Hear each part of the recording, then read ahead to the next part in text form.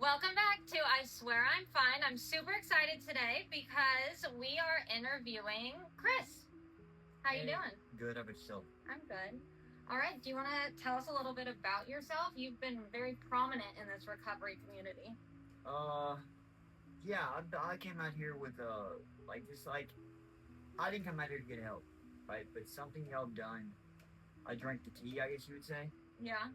Right. So now I just do whatever I can to try to help the next person. It's crazy to find out, to see where I am today compared to where I was 2 years ago. You'd be amazed. Yeah. It's crazy. It's amazing out here. I love it out here. Are you from Texas? Dallas, Texas. Dallas, Texas. What made you come out to California? I got told I only had 6 months to live.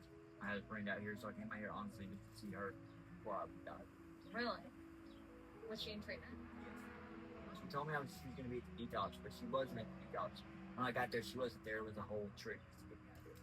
Oh, they bombarded you? Yes. And you just stuck it out? Yeah, I wanted to see her. Like I said, I was dying. Yeah. I wanted to see her, so I had to finish the detox to go to the sober living that she was at. So, and while I was at that detox, they just...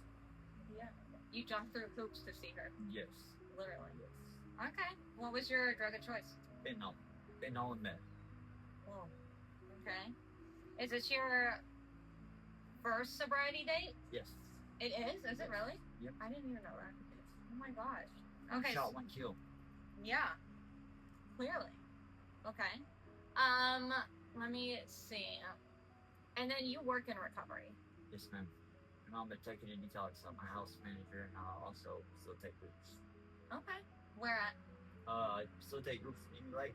I'm a house manager at Our House Sober Living, which is an amazing place. Yeah, I've seen a lot of their stuff. Okay. So, let me see. What's the difference between your life today versus where you came from? I grew up, I always had people love me, right? My mom and my dad, I can never say that they didn't love me, right? I always felt like I had love, but I was never really a priority, right? Which I think plays a lot into why I am the way that I am today. I try to make sure everybody knows that they're loved, right? And that they're a priority, but I went to prison and I got a part of a gang. I got down with a gang that changed my life drastically.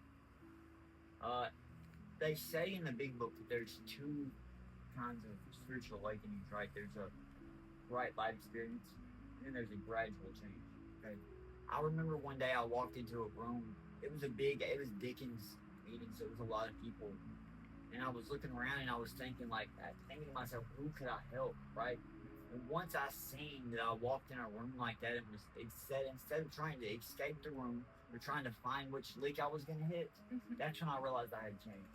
My entire life, I've done nothing but sell dope and rob things since I was 15 years old. Recovery was my first job. It's my first and only job I've ever had. Miss Flora gave me a chance when I was 6 months clean, and wow, that's crazy. This is what I love. Yeah, I love to help. I would do anything. Yeah, well, I think that it's really cool because we end up being like, that's what we know best is recovery, is addiction, is like, and then there just so happens to be like a job field for it. And it's crazy because people will get in recovery, right? And then they automatically, that's what they think they want to do, is like, I want to work in recovery. For some people, it's not fit, right? You gotta know how to talk to people. And I think my entire life kind of like fitted me in to being able, because I've been through things, right? To where some people, when they go through them, they feel like there's nobody who's been through that. They don't know that there's any kind of hope. I didn't have no hope when I got out here. And I met somebody out here who came from the same lifestyle as me, and I seen that they were doing good, and they were running a sober living, and they were doing the things that they needed to do. And it was crazy to me that somebody could come from our past and be happy about me. So me being happy that I'm sober would never. That blows my mind still to this day. It's like, I used to not, you didn't see me. If you seen me, I was high.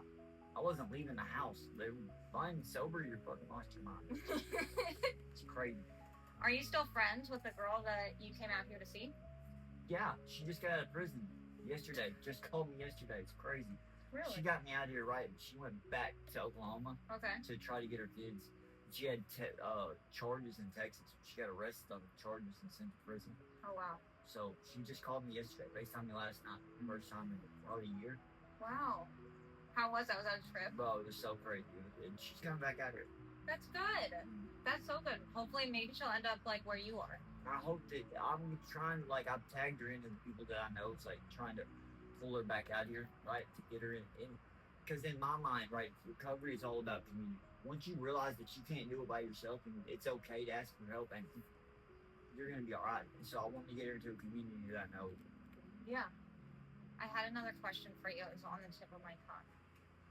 Oh, so while you're working in recovery, do you find yourself learning through other people? Every day. I'll learn from people that, bro, it's like at the end of the day, bro, it's like I don't care if you have 2 days, you have 2 years, right? I can always learn something from you. And if I can't learn something from you, then something's wrong and you need help. Yeah. You can always learn from another person. Y'all learn from you every day. Thank you. You're the best client care I've ever seen in my life. What? That's facts. Thank you. I really appreciate that. I'm blushing. What kind of advice would you give to somebody that is stuck right now, that might either be in very early sobriety and not thinking that it's for them, or that hasn't even made the step into like making the decision to come to recovery and detox? It's okay to ask for help. Mm-hmm. You can't do it by yourself. That's what I try to tell anybody. So once you realize that you don't have all the answers, right? And it's okay. When I came out here, I thought a man was I'm the toughest guy in the room. Can't nobody whoop me. I can do all these things, but it's not. A man is being able to reach out and say, hey, look, I don't know how to do this. Can you make a binder for me so they show me how to do it? I don't know how to do it. I'm scared right now, dude.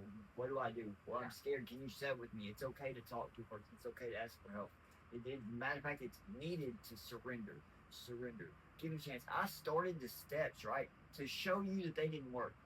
For 6 months, they told me, do those things on the wall. I'm like, bro, you think those are going to be so you've lost your mind, right? So I don't try to force nothing on anybody, right? Because there's always different ways. But what's 90 days of your life doing these steps real quick? What's it going to really hurt? Yeah. Right? If it doesn't work, I'll give you a bag. Yeah. Facts. If you put all your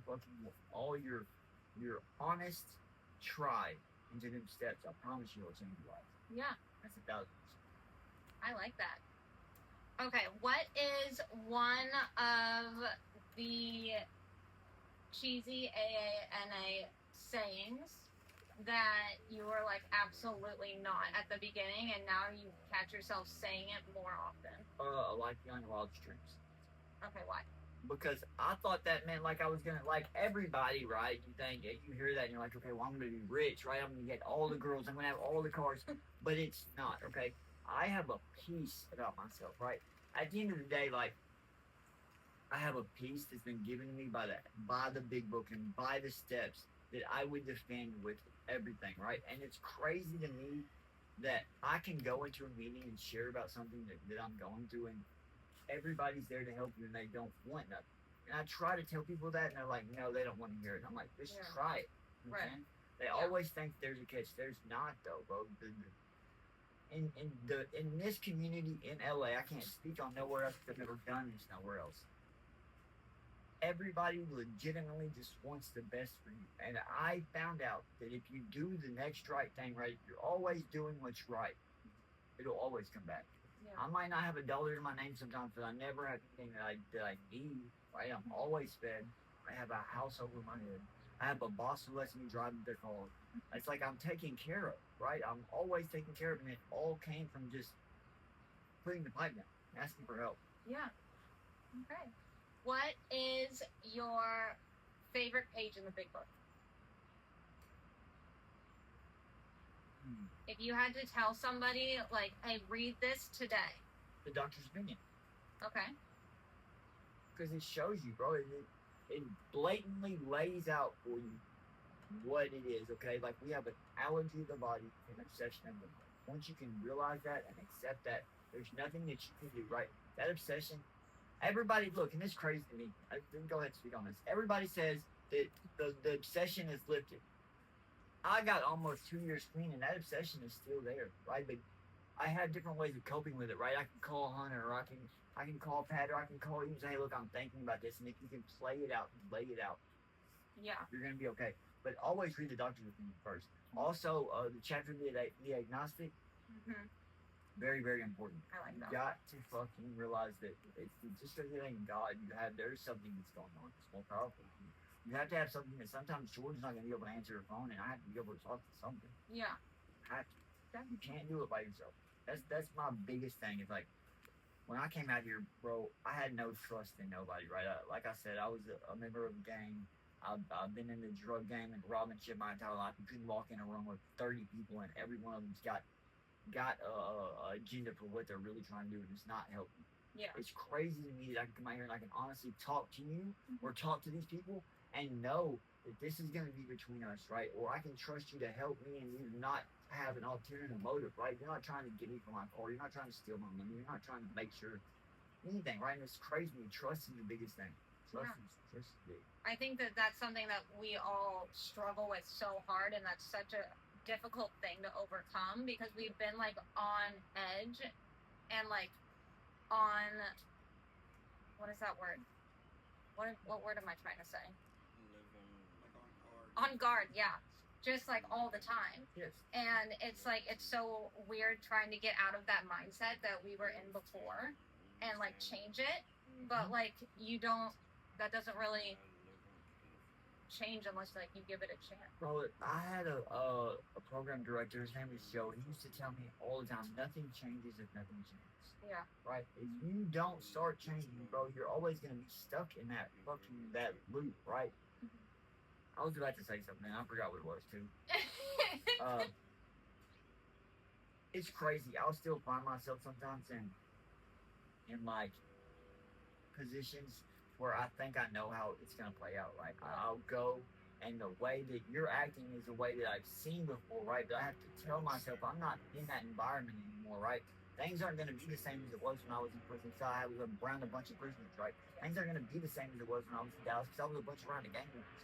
The situation is not the same, so the results aren't gonna be the same, right? I can trust you and trust what you say, and that, like I said, bro, trust is one of the biggest things in this program, right? You have to trust, right? You have to find out that you have to surrender and realize that you don't have no really control over things that are happening, right? I can try to control this ball. I'm gonna run us into a fucking wall every single time. You gotta let go of control. That was my biggest thing was control. It's like I try to control situations and I try to act like I'll walk in a room and if you just listen to what the fuck I got to say and how I'm doing it, then I promise we're gonna be okay. But just do what I do and do what I say. Right? Yeah. But it's not like that, bro. I had a really bad God complex that I still find myself fighting with every single day. It's like things are hard, man. Like you're gonna go through problems, you're gonna go through issues, right? Life is still gonna fucking happen every day. I struggle every single day with something, but you know what I don't do? I don't get high. What is getting high really going to do in a situation, right? What is going back to that life really going to do? Yes, I might know the chaos, but it's still not good. Yeah. I might have had a couple good days when I was clean or so high, but like, still hanging shit right. Yeah. Right? I'm lucky I'm not dead. I OD'd. I fell asleep at the wheel, you know what I mean? Like I'm here for a reason. I don't think it's here. I feel like I'm here to help. It's definitely not to be a gang member. I can tell you that much. Okay. Well, do you have anything else to say? If you are questioning whether you're an addict, just fucking try to stop for a day, right? Ask for help. It's okay to be helped. If you've been molested, if you've been raped, know that there's a different way of handling things. I was molested as a child and I was raped in prison. Know that there is a way to reach out and ask for help. If you need help, find me, call me, do whatever you need. I promise you, just come test it. What's the worst that could happen? Thank you so much. I loved this. Yes, ma'am. You're amazing. Thank you. Thank you.